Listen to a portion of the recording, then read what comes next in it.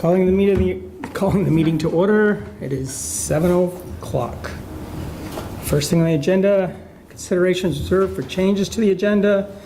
We don't have that tonight. Comments and questions from public not related to the agenda. We're all good there tonight. All right. Now we're into potential items for inclusions for supplement 46 of the Colchester Development Regulations. And Kathy wants to add on. I only added one thing. Just one. Very, But they were really important maybe ones. two. Maybe two. This will be the last of them, though, I promise. I said that before? All right, let's just get this bigger so you guys can see it. Okay, so I'll walk you through this. You do have the memo that shows you. This guy not working down here? Oh, it was on earlier. Let's try, maybe it timed out. Oh, it's on.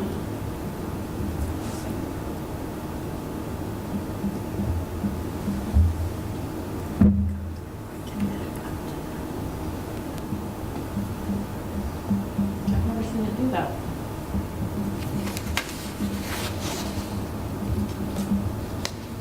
What does that do? Does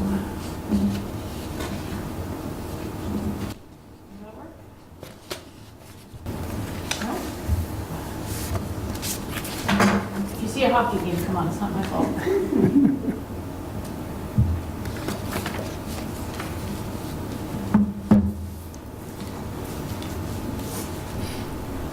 Oh, there we go. Perfect. Does that zoom when I zoom up there? Does it also zoom down there? Usually. It's not zooming right now, you're zooming. Okay, well, let me see. Hold that up. Yep. Is it bigger down there too? Yep. All right, tell me when to stop. No, That good? you were fine before, but Nope, that's good. Okay. So you can see these back. Okay, back to our list. Okay, so everything in orange is new since the last time we talked. Some of it's not necessarily new, it's just updates that we talked about last time. So I'm going to walk you through this. This is a complete listing. So everything that's in black, no changes since the last time we chatted. But they are still here for anyone who wants to follow along who hasn't seen it before. So I'm going to bump down to 2.09A8 exemptions. So this was that patio exemption. So you guys liked it last time, but the more I thought about it, the more I started to practice with it. The more I thought, what about people who have driveways? Most people have driveways. And we wanted to make sure that it was clear that if you had a driveway, because we made this cumulative, because we just said hardscape surfaces, that it was clear that driveways were not intended to be counted. They're not meant to be exempt, nor are they meant to count towards that 300 that would put you over just for having one. 300 is a pretty easy number to hit with a driveway. So what I've added here,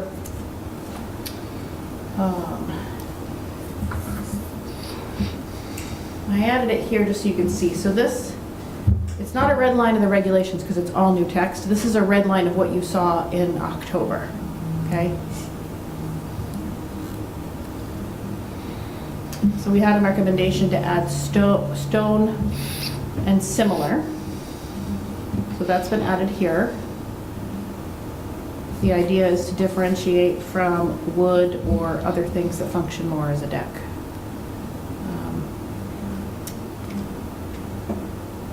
Just cleaned up the language a little bit here. And then this is new. Specifically, driveways and parking areas are not exempt. So they're not exempt from permitting. If you are to expand your driveway, you would still need a permit. And that's very important because DPW is very particular about the width of your driveway at the road. And so we do like anytime there's a large expansion of a driveway or expansion of a driveway at all, to have that permitted so we can take a review of that. So they would not be exempt regardless of their size. But they also don't count towards that cumulative 300 square feet. So if you come in and we say, I want a patio here of 200 and a walkway here of 100, we're not going to say, you also have a driveway, you don't get those 300. that seem okay? Yeah, the word specifically kind of, it was hard for me to read that. Because Okay. you're saying, okay, we're being very specific now about this, and I want to go back talking about patios and walkways. Yeah, You're saying specifically, it threw me off. okay. Is it okay without that word, if we just remove that word? Or you can say, note, driveways and parking areas are not part of this exemption. Note. Yeah. Any other thoughts from anyone? Do you prefer note? Do you prefer? I like note. Note? Okay. Let me just, speaking of notes, I have to take my own tonight, so bear with me. So we will remove specifically and replace with note. I agree, Rebecca, thank you. I think it looks better. Any other thoughts on that one at all?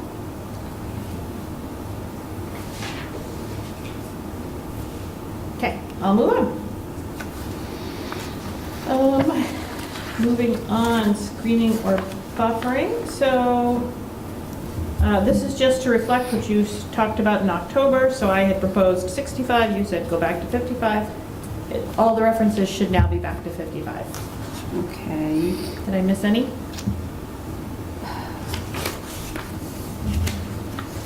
I don't know whether it There was a one, confusing. like further onward, said 65. Yeah, under definition, Okay. congregate Did I miss housing. one? I think it was in definition. It was on page Is section 12? 190, I think, page 190, All right, let's see. 12-9. I did it in 907. I might have missed the definition.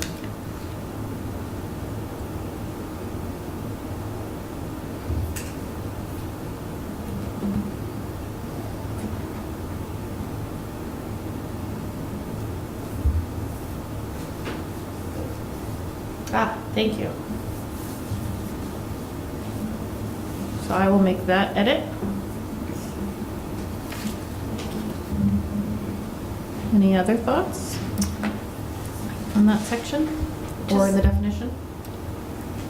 I just don't, if you could just help me understand congregate housing bonus density. It's not, I'm not against the board. Can you explain that a little, what that means? Excuse me. Please. So, yeah, so there were existing in the regulations, and I don't know the full history of it, I don't know how long it's been in the regulations, but there were several pages dedicated to providing a bonus amount of density to congregate housing, as defined here. So when you say density to housing? Yes, units per acre. Okay, thank you. The interesting thing, though, is that it goes on in great detail for several pages prior to the changes that I'm recommending to you for all of this. But at the very end of it all, it says this only applies in areas with water and sewer. So really the only place that this is even going to occur is in the growth center. Growth center doesn't even have density caps. So this is not a bonus that I believe has ever been used and is likely not to be used. But rather than strike it completely, because there could still be some instances, just wanted to clean it up so that it wasn't taking up 5 pages of regulations. And it was very detailed about these kind of agreements you need to file, and it just seemed a bit too detailed for something that is either likely not to happen, or if it does happen outside of the growth center, would be in very exceptional cases, I think. Thank you. There are, congregate housing is on the spectrum of housing types. It's sort of the lowest level before you get to assisted or skilled nursing. And those are a different use, and they're allowed in quite a few places in the town. Congregate's just And wasn't age restricted with a service. at one time, the fourth quadrant in the Severance Corners, wasn't that going to be? Yeah, there was an idea. for it. Oh, on the northwest? Yep. Yeah. Yeah. There was a big sign up there at one time. And I wonder if this predated the changes to density there. I don't know. Any idea? I don't know. It was long. I always think it was for Holy Cross, to tell you the truth, until you got to the sewer and water part. Yeah. Yeah, So maybe it was a thought. Maybe they had discussed it. yeah. Anytime I worked on the growth center, I don't remember any of this coming up. I went back a few sets of regulations out of curiosity, but it started to take up more time than I thought it was Yeah. worth trying to figure it out. It's been in there for a while, and I have to believe it predated changes to density in the growth center, so Yeah. I don't think it has as much of a need as it did. So, let me go back up. Great, thanks. By the way, if that window's bothering you, feel free to close it. It was a little warm in here earlier. All right. So we'll go back through the memo. Stop me if there's anything from last time that you want to rediscuss. I'm just moving on to stuff that's changed. Okay, so this is a brand new one. We talked about in as part of supplement 45, if you recall, because in allowed up to like 60 units, and we're basically like, that's Holiday Inn, not what people think of as an inn. So we made some really nice adjustments, I think, to try to reflect what was intended, especially when we were talking about, it came up with East and West Lake Shore, mostly LS1, LS2, LS3, LS4. But we've come across another little loophole in the definition that I thought could be cleaned up a little bit more. So there are uses in town that call themselves an inn, but they are really just buildings full of fully functioning apartments that are self-reliant, have no shared spaces, no on-site staff. They're just multiple units within a building. I put up a sign that say inn. So I took a look at the definition again, and I thought it could be cleaned up a little bit. The last changes that we looked at will help some because it does say there's a minimum of 6. And the definition also used a reference to services, but some of those services were very broad. So what I'm showing here, let me go to this, we're going to go back down to 12 definitions, is to reflect something that, at least in my mind, reflects what most people think of as an inn. I like that. I like your definition.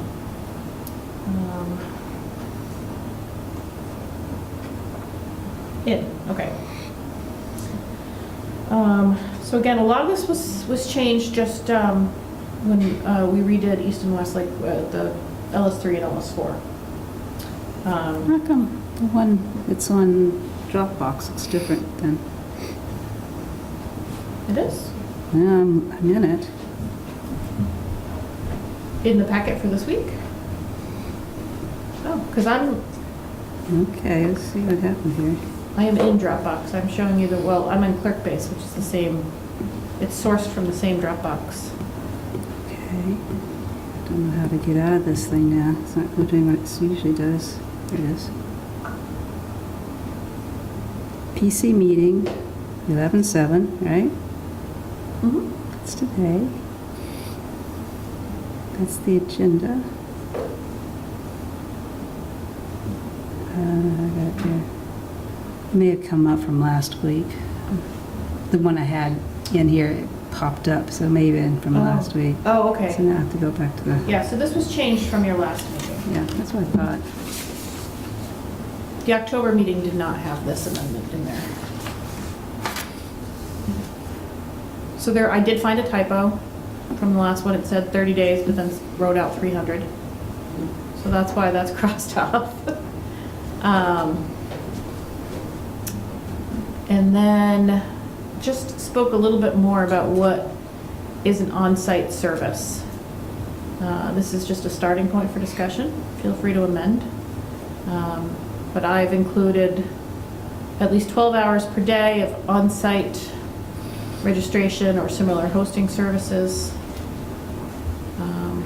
as well as housekeeping. I thought bellhop's a bit outdated. Just trying to bring us into the 21st century. And furnishing or laundering of linens falls under housekeeping. So I just cleaned that up a little there. And then I added, so really there's two things. There's somebody on site for 12 hours at least. And then I added that there should be at least one indoor common area. So in all the definitions or inns or anything I looked at that was an inn, one of the common features is that there is a common space. It's either usually a place where you might have a breakfast or a library space. So I've left it sort of open-ended as to what it is, but that there has to be some sort of common space. This largely resembles a bed and breakfast definition, except in our bed and breakfast definitions, the owner has to live on the property, thus the bed and breakfast, and they're limited to no more than 4 rooms for a bed and breakfast, because they're allowed in more zones than an inn is. So an inn, bed and breakfast in more zones, inns in slightly less, hotels in slightly less than that. So question would be, bed and breakfast, you have the owners living there. An inn, could you have the owner living in an inn? You have up to 20 rooms. You could have a large house, still have more than 6 rooms. Sorry, I missed the question. So are Well- you suggesting they should have to? No, I'm not. Okay. I'm just saying, are you, by definition, are you excluding an owner living at the inn? No, not at Okay. all. No, they could. Okay. They absolutely could. They're just not required to. I don't know who to ask. Yes. Just ask. Just go right ahead, jump right in. So would they be required to provide either breakfast or some kind of meal?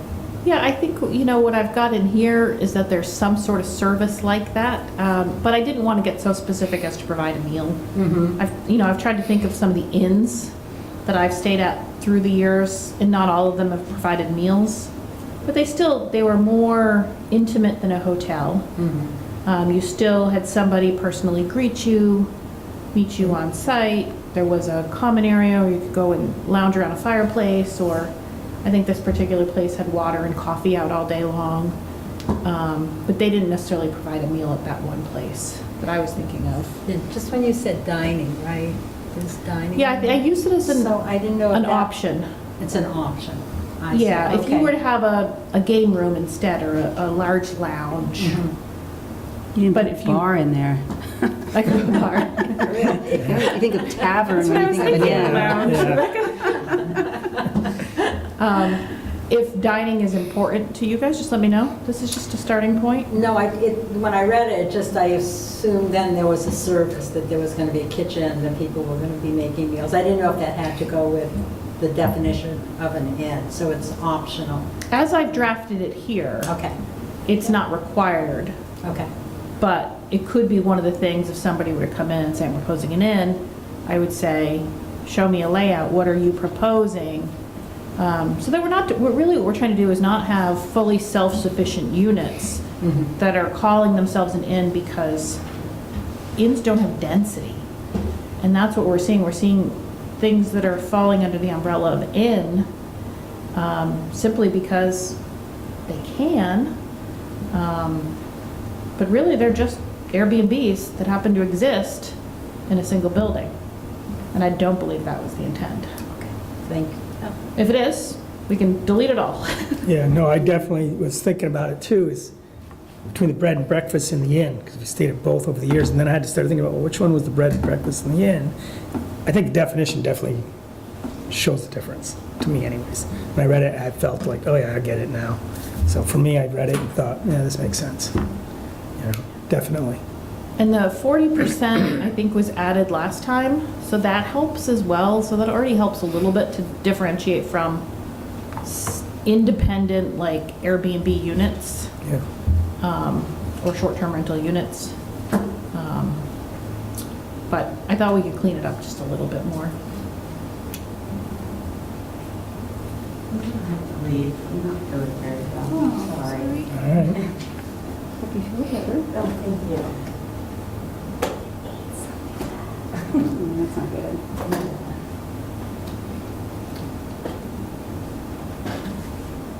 You still have quorum? Yeah. Oh, yeah, we're good. It's good to Yep, see you. take care. Sorry, thank you. Yep. Do you need anything? No. Okay.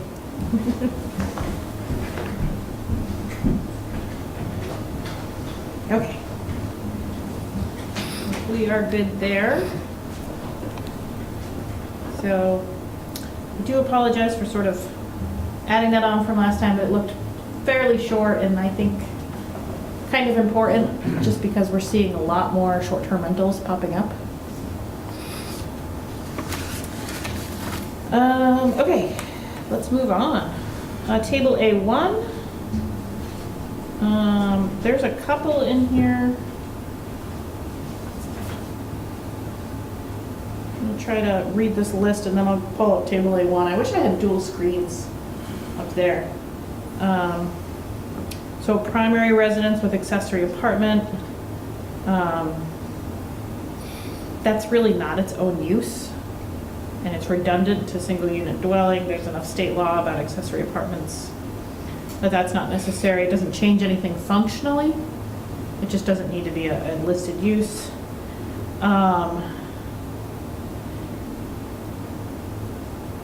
So I'm going to talk to you a bit about this conditional use one. Let's jump down to that.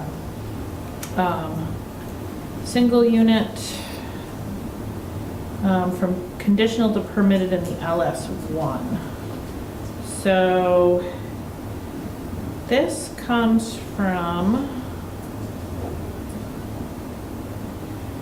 I don't know how familiar you guys are with conditional use criteria. The conditional use criteria, you've probably heard me go on about it sometimes. I actually think it's a fantastic set of criteria for certain things, but it tends to get overused. Conditional use criteria talk about like impacts to municipal services, impacts to roadways. It's really so that, you know, if you're kind of thinking about light industry and all of a sudden you've got a meat packing plant, those are great criteria to evaluate that meat packing plant. When you use conditional use criteria to discuss a residential dwelling, it's almost never going to apply.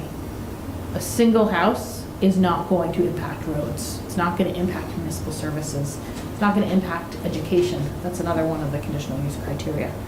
And so labeling any sort of single family, single dwelling unit as conditional use is kind of pointless because it's never going to meet the criteria to say no. So you either allow it or you don't. So what I've suggested here, since it doesn't seem anybody has been specifically opposed to it as a use.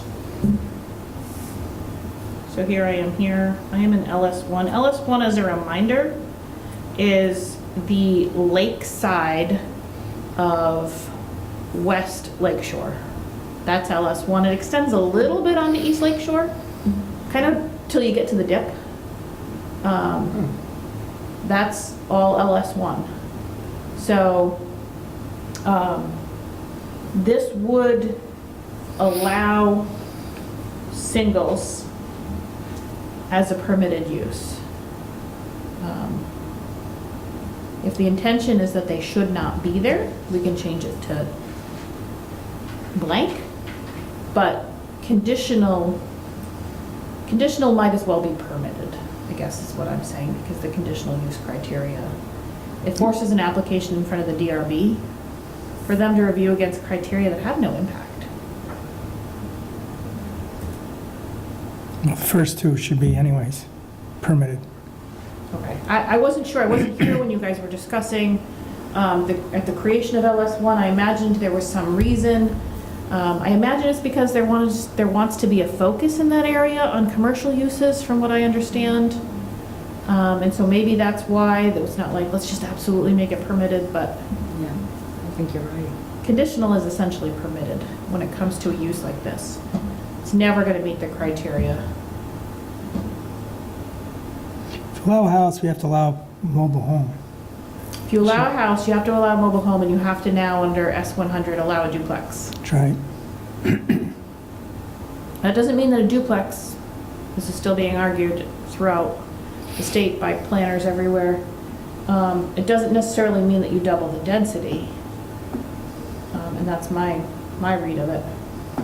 But it does mean that if those two units, those two density units exist, that they could exist in a duplex form as opposed to two single detached units. I definitely think the intent was that we didn't want as little residential as possible on that side of the road. Yeah. No doubt about that. I think now we don't have a choice anyways. You could remove it as not allowed. You could say that single units are not allowed there. You do have that option. No, hard to do when there's existing. Yeah, we already have a few houses on there. Those that are there would be grandfathered. They just would not be able to, you would not be able to create new lots that would have a new unit. You would not be able to, you could tear down and rebuild an existing unit in its exact place, but you wouldn't be able to expand it. Most of those can't be expanded anyway because they're in the floodplain and the shoreline protection zone. There's really not that much land. There isn't, there's No. already, yeah. I don't think there's any open lots anyways that could I don't place, think so. I mean, once you get further away from like the park, theoretically, there's some commercial land. I don't know the name of the plaza across from the general store. Does that have a name? yeah, Bayside too. Bayside 2? Yeah. So like that plaza's in that zone? Oh, you're talking about Dick Maz's, I'm sorry. Yeah, across the street No. from Across the there street though. from- Yeah, that one's, yeah, Lakeshore something. Lakeshore something? Yeah. Yeah. Yeah, where the pizza place is. Yeah. Yeah. Yeah. Is that ever gonna tear down and become residential? I would say highly unlikely. Yeah. Especially not with sewer kind of going to that part of the town. So the houses that are already there, which would be, if you're looking at Bayside Park, to your right, headed towards the dip. So we have some there. They're now being turned into Airbnbs or whatever. Those, we won't have to worry about them ever having a problem with it. If we, If you were to So- remove that completely, right, so not allowed, right, those would then become non-conforming structures, right. which means they can continue to exist. They can remodel, they can replace if they were to burn down or just say, we don't like this anymore, we'd like to take it down. Selling, all that, not a Yeah, problem. so our non-conforming structures say you can rebuild in the same footprint. So as long as they keep that same foundation, they could rebuild. But if you had a double lot for some reason, an unbuilt lot, you had a commercial lot or commercial use that wanted to become residential, it would not be allowed to. I don't, Does that make sense? I don't believe there are any open lots left. And there is rebuilds going on. Someone could buy 2 lots and say, okay, I want to tear down both houses and build Right. one house on that lot. If you were to Like, say, I'm thinking yeah, of, for instance, I'm thinking of, it's not a house right now, it's that little 4-bedroom house, Vermont, it's like a B&B, except nobody Yeah. lives there. it's an inn. They bought 2 pieces of property to do that, but they ended up having to buy the 2 pieces because I think of the septic system, Possibly, but they own 2 lots. yeah. Yes, Now, someone, instead of building what they did, someone could buy 2 lots and build one single unit. If there's still separated lots, the sewer pipe goes through that open lot, which is no longer needed for sewer. They could still build an Airbnb there, but not a house. And if we eliminate the residential? Or no, just no residential of any kind.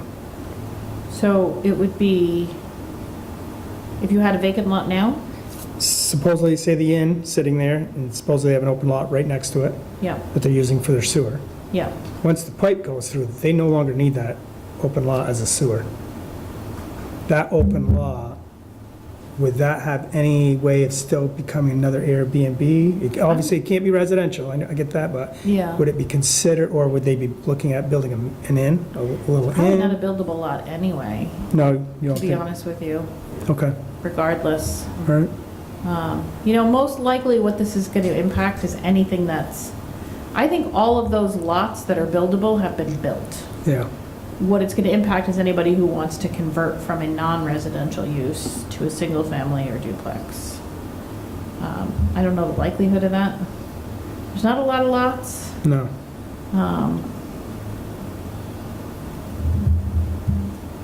But I do know that there was one that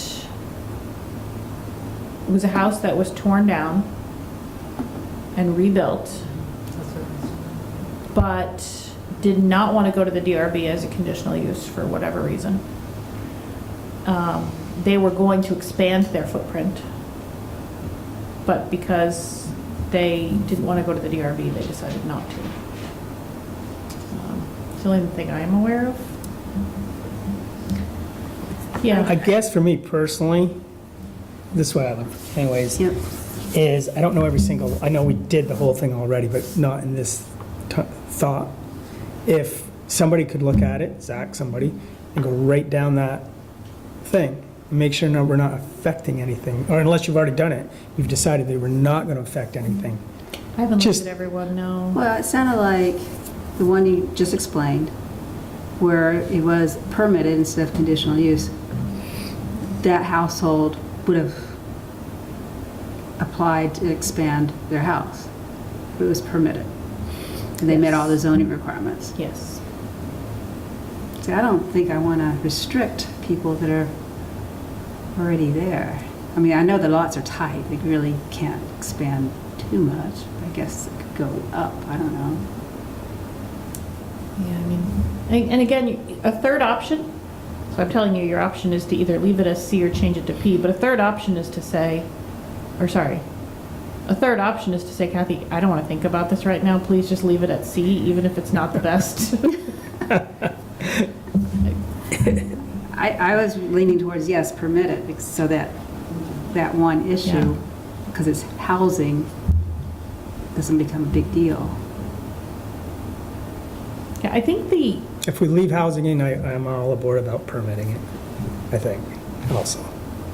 what it does, I think, is not discourage housing. I don't know enough of what's going on with the market on that particular street to know if it's going to have an impact on commercial uses. Unlikely.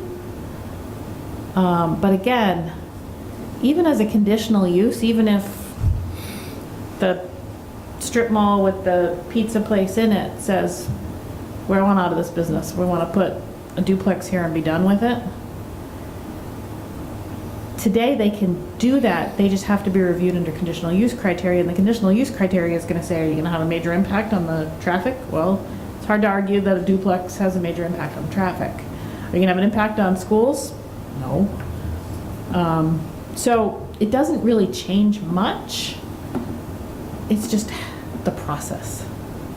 I would say that by having a C there, you already have a P there. They can knock down that whole mall Just a different process. and put housing on the top of it, and put their commercial on the bottom. That's what I Right. always think about that. What's going to And a happen, as soon brewery- as, and a brewery in 2 years, on the there's third floor. a whole new discussion in 2 years. There's no doubt about it, you're right. With the view Yeah. of the lake, you That's, know, and a that's, deck. yeah, that's going to come. There's no doubt about it, I agree with that. They get a view of the lake down there if you go high? Oh, yeah, you go okay. high enough, you can, Yeah? for sure. Then you're getting into the multi-family unit, right? Yeah, yeah. Yeah, I left that as That's still conditional. I didn't touch that one because I think once you start to get, larger than a duplex, it's a valid question to say, Yeah, is this going to yeah. impact traffic or services or whatever else? Yeah, because that's what I would look at, is that nobody will knock down any of that stuff to build something small. They're going to be big. Yeah. I mean, it's just, not that I think it's bad, I think it's a great idea. It's the whole idea of building a Oh, yeah, I'd love to see mixed Little use. village-style deal down there, sure. Yeah. Yeah. I mean, I think once the sewer goes in, it'll be interesting to see what happens. Yeah. Done Yeah, I mean, right. there's not a lot of leftover capacity to see much change, but No. there's a little bit. Yeah. But can people not, just buy a house and tear it down and build, probably not bigger than the footprint, but just build another single-family house there? Currently? Yes. Yeah, I mean, we see it all the time. You've seen it on, People- East, yeah. Obviously, sure. Not so much on West, although there have been a few. I think the very first one next to the park did that just 2 years ago. What's But the worst most of the thing? rest of them are newer. I think they're in nice shape. Is there like a worst-case scenario that we should, I mean, and it'd be like a, 10,001 chances of it happening? I mean, I don't think doesn't so. sound- and it doesn't sound like And I there's a think lot of risk. the work that was done a few years ago was really thoughtful and slow, and a lot of scenarios were considered. And I don't mean to insult that in any way. I think there was so much work and thought put into it. It's just that conditional use for a single-family dwelling, across the board, I don't see the point of it. Mhm. This district or otherwise, no DRB is ever going to find that a single-family house No. triggers anything that conditional use looks for. This So that's is, all. I didn't mean it to be like sort of a policy change, just that it kind of is the same thing as permitted. yeah, for It's sure. just a process. It's just like attach criteria to something that doesn't have much impact.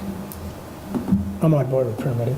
You on board? Yep, I'm on board. I'm on board. You on Yep. board? we're all good. All right, we'll leave it. So while I'm on this chart, there is the piece I showed you, primary residence with accessory apartment, just struck it entirely. It's kind of a useless category. You had some conditionals for ADUs. You can't allow conditional use for ADUs anymore.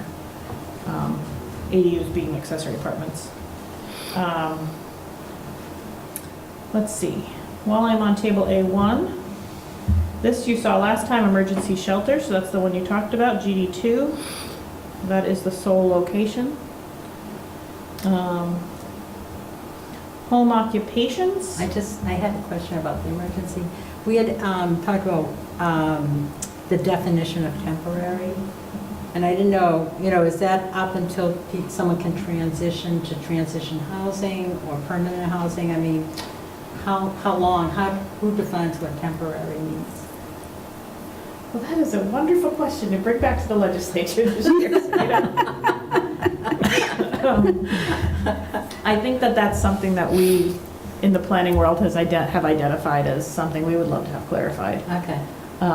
Because temporary doesn't really have, it's used elsewhere in statute. Temporary in some places refers to 30 days. Right. In a lot of places, it's 30 days. In some places, it's 6 months.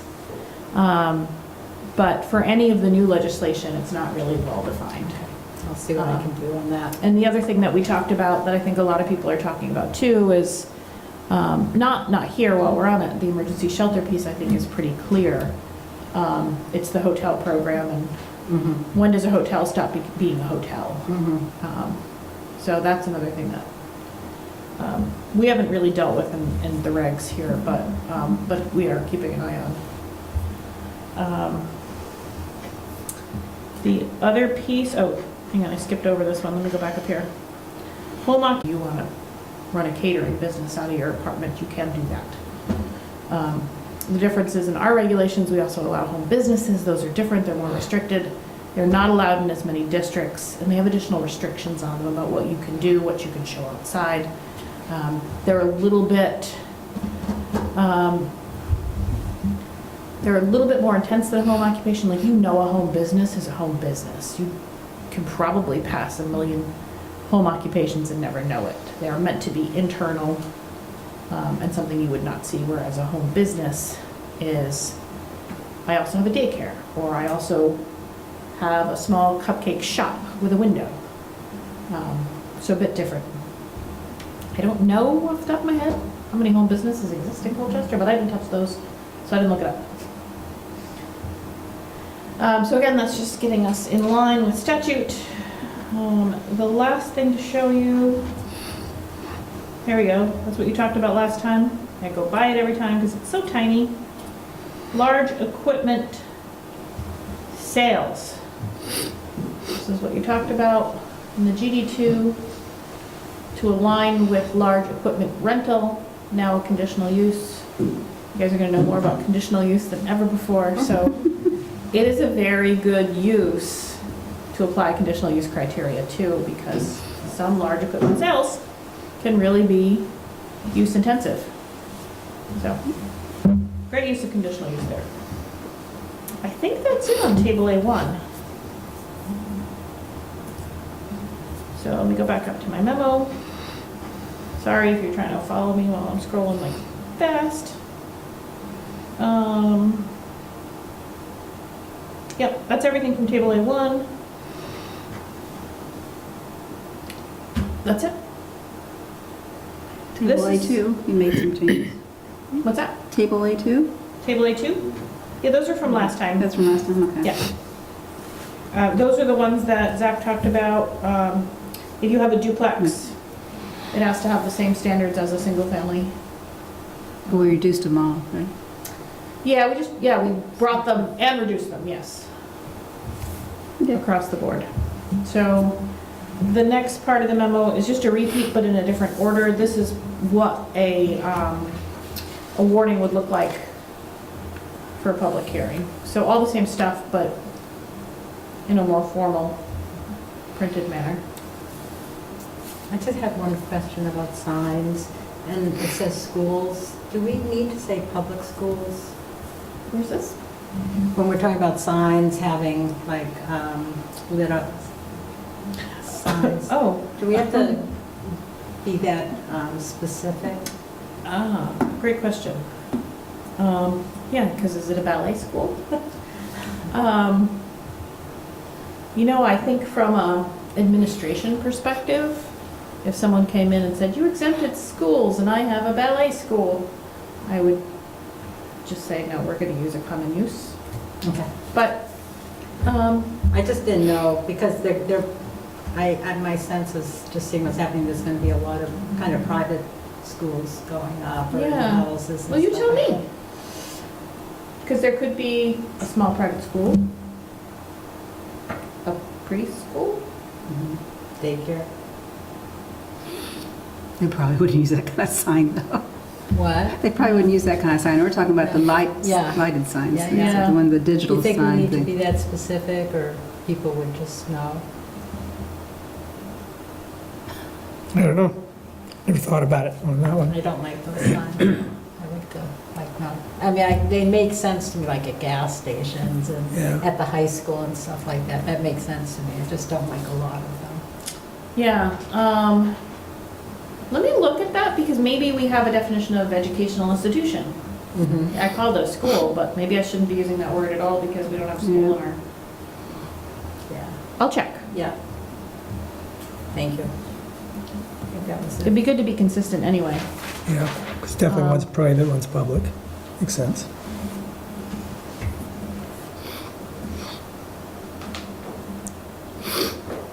Because that would probably, if we say educational institution, maybe, I don't know. I'm talking off the top of my head. But I will look into it. Okay. Because there would be St. Mike's that could do it as well. If it's educational institution, it would be. I mean, probably even if it was schools, St. But we may be okay with that, right? I mean, St. Mike's Would for you- yeah. schools, yeah. yeah, and they're not really a public school. Right, no, that'd be fine. Yeah, I mean, okay. Like in terms But of. your idea is that it's a school, Right, not like a instructional facility. right. Gotcha. I'll see what we can do. Taekwondo. So my thought on all of this is that at your December meeting, I will bring you a very nice, clean copy. There'll be nothing new, zero thing new added, except maybe this school I thing. was gonna say, And we just added one. potentially there, but there would be no new things to really discuss. You could look at it, it'd be very nice and packaged, I'd have a report done for you as well, and you could consider in December warning a January public hearing. Is that Seem like we're on track?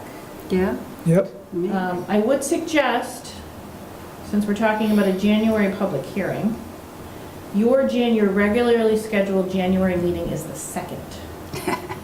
And it might also get tight with our time frame for warning. So I might suggest to you January 16th instead of the 2nd as your meeting. Is that, That works for me. I mean, I don't know, if I don't want to make assumptions. You'll be in about session it. by then, right? I can come home Okay. When do you start? third. The 3rd. Oh, so maybe the 2nd was better for you. Yeah, it's fine, it's fine, I'll just come home. I'm fine with the 2nd too. I'll have to check dates though. I don't know if it gives us enough warning time. Newspaper deadlines tend to be a little tighter in December. Whatever works for you two. It's good for me. It's up to you on that one. 16th, that's fine. Or were we talking about the 2nd or are we talking about the 16th? One Yeah. meeting, We can't 16th. do the 9th because the select board has a meeting. Yeah, that's fine. So, Looks like we're good. And the meeting in December would be the, what date? December would be, We're getting ahead here. Look at it. December the 5th. So. Yeah, you'd be real tight for a warning for the 2nd anyway, so I think the 16th. It's fine, the 16th's fine. Is good. Okay. Unless if there's a huge snowstorm. And would you like to skip, I assume Yeah. you'd like to skip your January 2nd meeting in Yes, favor of the 16th public hearing? correct. Okay, you don't need a motion on that or anything, I just.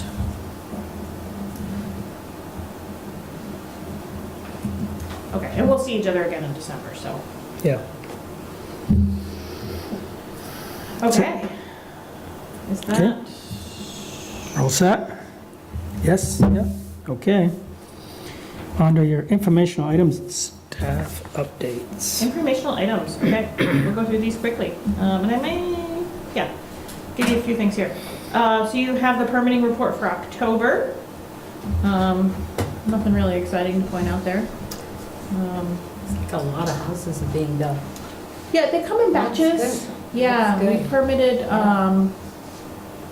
at the start of October, there's a conversion over at St. Mike's at the fort from dormitory housing to, that's a CHT project. So that accounts for a lot of those units. It also accounts for a really big planning and zoning check. It's about a third of our revenue for the year for permitting, interestingly enough. That property was tax exempt? Do you know? I don't know. We charge permitting fees regardless. Yeah, okay. Yeah, even nonprofits pay permitting fees. The only ones exempt are the town and the school.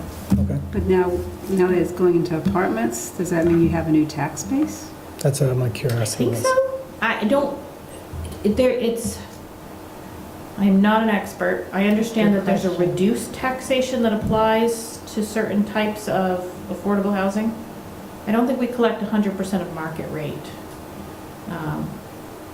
Tax assessor explained it all to me one time. I took a lot of notes, but I still don't, I still don't fully understand. And there's a lot of ifs. Yeah, So it will add to the tax base, but not the same as a market rate. That much I can say with certainty. Okay. Is it all affordable housing, all the new housing? I believe so. I thought some of it is market. I don't think CHT does market, do they? Is it just one building then? It's like 55 units. I think it's a single building. Might be two. The permitting took place a while ago, or the DRB level of review took place some time ago. This was the actual, here's your permit to go out and do the renovation. It's like a $15 million renovation. So that's pretty big. I think that showed up in the October report. all apartments. Yeah. Yeah. Yeah, I don't know the sizes. I think they're small because it was like a dorm conversion. Yeah. So that showed up there. Updates on S100. So I'm continuing to meet with my peers to sort of talk about, there's just always meetings to talk about what does this legislation actually say. because there's some different interpretations, and that's normal. It's a very big act, so there's a lot to interpret. The big things, as I've shared with you before, is where it says you must allow a duplex. There are some people who are interpreting that as meaning anywhere that a single unit is allowed, 2 units are, regardless of what the density is. Even if your density, if you have a half-acre lot requirement and you only have 0.52 acres, does that mean that you now have 2 units allowed? Or does it mean that where you are allowed 2 units, they can exist in a duplex? Because that's a thing. There are some towns in Vermont that do not allow anything but a single family, regardless of whether the density is met. They don't like them. They don't like the look of duplexes, the character. So we are at this point interpreting that as meaning that you can have a duplex style of housing and not that your density doubles. The big concern that we talk about when we talk about this is, okay, if we have a subdivision that comes in on Mill Pond Road tomorrow, and that subdivision creates 20 new lots, and they have the exact density for 20, we have evaluated the traffic impacts for 20, we have collected the impact fees for 20, we have evaluated everything that's needed for schools for those 20 units, and we now say those 20 units are 40. Yeah. That is a pretty big impact. Whereas there are some folks who are saying, well, if Rebecca owns a single family and she wants to turn that into a duplex, what's the harm? That creates an additional unit. There's no change, you can't see anything. And a lot of people think that's a fantastic idea, but you can't pick one and not the other when you're translating the statute. So we all continue to sit around rooms and argue about it politely. Interestingly enough, VLCT, the League of Cities and Towns, has a different interpretation than DHCD, the Department of Housing and Community Development. 2 of the major players in helping to craft the legislation, they disagree. So if they disagree, and the RPC, I don't know, they're like, they waffle depending on who they're talking to. I mean that nicely if you're watching. So there's just a lot of stuff going on there. There's a lot of that legislation that doesn't necessarily apply to us, where you're talking about 5 units per acre, just because it applies to water and sewer areas. It seems very clear how it impacts Colchester. There are a lot of other towns that are like, what does it mean? What if you have access to water but not sewer? So a lot of chatter in other communities on that. So we're all continuing to talk about it. Ours will be based on bedroom, no matter what, for septic.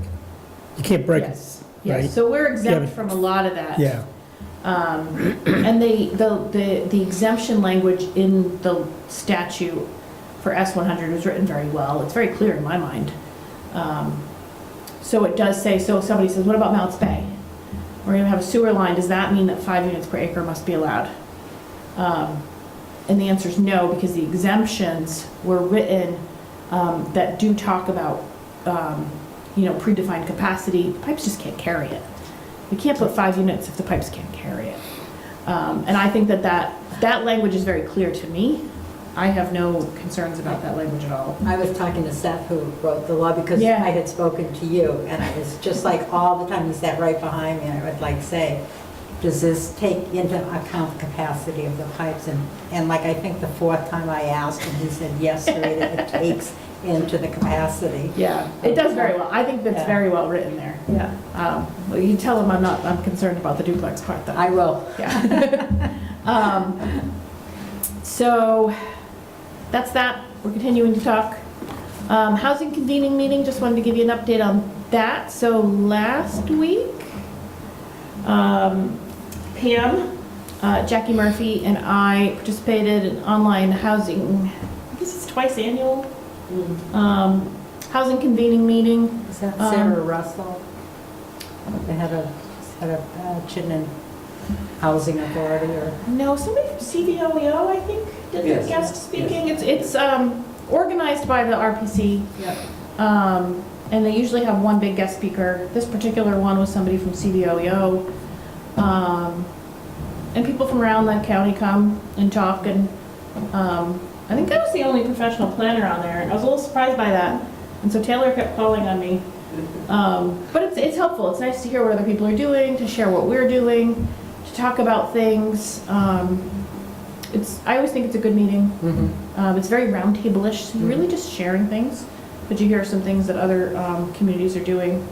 I hear about some other grant programs and other things that are going on. So that was good to do. Glad I did it. Building Homes Together gave an update. They always do. If you read the news, they're always having targets. They never hit them. But I think it's because they're optimistic. I think they know they're not going to hit them, but it's good to be optimistic. They're going to be putting together new targets as the ECOS plan gets rewritten. I haven't seen them yet. Just today I received new targets for future land use categories for the region. I'll report on that next month because I haven't read it yet. I just got it this afternoon. So they are looking at all of Chittenden County, the member towns, and doing sort of a generalized land use map like you do in your town plan. But they're doing it county. Don't necessarily consider, we know the topography, we know the sewer limitations, we know, and those things don't always show up in those. So it does require us to sort of keep a close eye on it. So we'll do How big that. of a committee is that? It's being done by staff. Staff? Staff at the Regional Planning Commission. Oh, okay. Part of it was mandated, there's some update that's mandated out of the legislation this year. I haven't followed it closely, that they have to do some new targets and report back by December, I think ahead of the next session.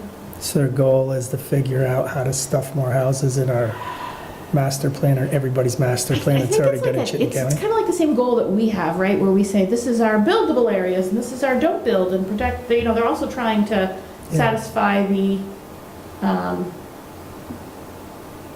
unbuilt areas, the protection areas, the forest blocks. So it's not just a housing map, but I'm going to reserve judgment until I see it. There is one that exists already, but it was done maybe some 10 years ago. Yeah. So they're working on a lot of that. They're working on a lot of the direction that was given to regional planning commissions. Got a lot of work out of the last legislative session as well. I haven't followed it as closely because it's not work that was assigned to me. But I'll check back in on those and see what they're doing. So they're hustling to get that stuff done because I think it all has a December something deadline. You think they'll bring that up at the meeting that's coming up? I think, are we all going to that meeting? Which meeting? Isn't it regional planning? Is having a meeting in a week or so, a couple of weeks? I feel like I have a lot of regional planning Oh, meetings, okay. so it's hard to keep. If you want to send me that one. Okay, I'm trying to think who, Aaron sent us. I mean, maybe it's just for representatives, but I thought last time Pam, are you going? Legislative breakfast. Yeah, the Oh, so it's legislative breakfast. legislative. I didn't get a letter. But Did you? sometimes, no, it's probably planners and, I never go to those. You never go to I'm never those. invited. Oh, interesting, okay. I think that's just open, legislative breakfast. Yeah. it's That's just probably put up. on But by, Are there any questions, you want, should I bring that up and ask about that? Not yet, but Okay. I'll touch base with you. Okay, let me know if there's any questions. Yeah. 'Cause I'll bring it up. And then our PAC, we call it a PAC, it's our Planners Advisory Committee, so it's all of the planners, well, a representative planner from we meet monthly, so we'll be talking, we'll just continue these conversations. So yeah, I'll prepare in December to give you an update on anything that we're seeing legislatively. Planners as well usually schedule a year, we have a legislative committee. The Vermont Planners Association has a legislative committee with a legislative liaison. So we usually meet to talk about things that we want to see or hope to see. So that's that. I'll move on to grant updates. So you guys gave the thumbs up on some grants. The select board did as well, so they are filed, they are applied. It'll probably be next month before we hear Just one and two, or whether they're did you funded. do all We three? did 2. Just two. Yeah, well, there are only 2 with deadlines for now. Okay. We will probably in December or January sometime apply for UPWP grant. Mostly because it's not money, it's time. from the regional planners. So if we have stuff we want to do and just want a little help, like we need someone to do the research on this. So we might do that just because that's it's like having an extra body that helps here and there. It's a very, very easy one. But there's no deadline for that yet that I've seen. I think that's all I have under staff updates. Beautiful. It's good to me. I think we kind of did 6, Rich. Yep. So, yeah. All set? And we go on to I need a motion for the minutes. Okay, I'll make a motion that we approve the minutes of October 3rd, 2023. Need a second? I second. I was going to hold out. All in favor? Aye. All right, we covered I skipped over the meeting schedule because we did that, so now we just need a motion to adjourn. So it's the 5th and the 16th, January 16th? Yep, 5th and the 16th. And there won't be a second one in Correct. December? Just one. No too much pressure. Okay, I'll make a motion then that we adjourn. Second. All in favor? Aye. Aye. We are adjourned. It is 9 o'clock, It's pretty good. just like that. Pen, please. Oh, you want my pen? Red pen, I can't really see anything.